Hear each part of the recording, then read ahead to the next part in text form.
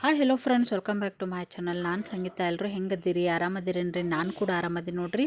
ಇದು ನೋಡ್ರಿ ನನ್ನ ವೆಯ್ಟ್ ಲಾಸ್ ಚಾಲೆಂಜಿನ ಸೆಕೆಂಡ್ ಡೇ ವಿಡಿಯೋ ನೋಡ್ರಿ. ಇದು ಸ್ವಲ್ಪ ನೋಡ್ರಿ, ಬೆಳಗ್ಗೆ ವೆಯ್ಟ್ ಚೆಕ್ ಮಾಡಿಕೊಂಡು ಯಾಕೋ ಸ್ವಲ್ಪ ಜಾಸ್ತಿ ಅನ್ನಿಸ್ತು. ಮತ್ತೆ ಒಂದು 10 ನಿಮಿಷ ಬಿಟ್ಟೆ ಮತ್ತೆ ಚೆಕ್ ಮಾಡ್ಕೊಂಡು ನೋಡ್ರಿ.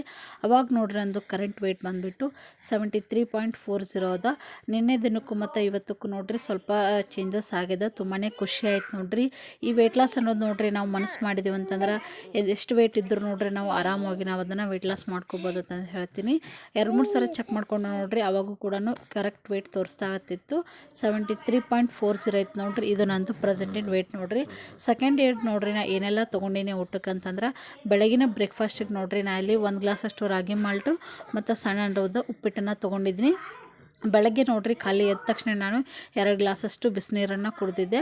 ಅದು ಆದಮೇಲೆ ನೋಡ್ರಿ ಸೇಮ್ ಒಂದು 4 ಬಾದಾಮಿನ ತೊಗೊಂಡಿದ್ದೆ. ಅದಾದಮೇಲೆ ಇಷ್ಟು ನಾಷ್ಟ ತೊಗೊಂಡಿದ್ದೆ ನಾನು.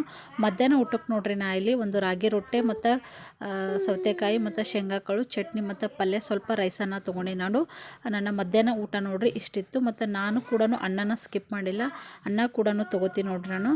ಸಾಯಂಕಾಲ ನೋಡ್ರಿ ಇಷ್ಟು 1 ಕಪ್ ಅಷ್ಟು ನಾನು ಚುರುಮರಿನ ತೊಗೊಂಡಿದ್ದೆ. ಅದರೊಳಗೆ ನೋಡ್ರಿ ಸಿಕ್ಕಾಪಟ್ಟೆ ಶೇಂಗಾ ಇತ್ತು. ಶೇಂಗಾ ನೋಡ್ರಿ ನಮ್ಗೆ ವೆಯ್ಟ್ ಲಾಸ್ ಮಾಡೋದ್ರೊಳಗೆ ತುಂಬಾ ಹೆಲ್ಪ್ ಆಗುತ್ತೆ. ರಾತ್ರಿ ಊಟಕ್ಕೆ ನೋಡ್ರಿ ನಾನು ಇಲ್ಲಿ 1 ರೊಟ್ಟಿ, ಸಾಂಬಾರು, ಸೌತೆಕಾಯಿ ಗಜ್ಜರಿ, ಪಲ್ಯ ಮತ್ತು ಅಗಸೆ ಚಟ್ನಿನ ತೊಗೊಂಡಿದ್ದೆ. ಈ ರೀತಿಯಾಗಿ ನಂದು ಸೆಕೆಂಡ್ ಡೇ ಫುಡ್ ರೂಟೀನ್ ಇತ್ತು ನೋಡ್ರಿ.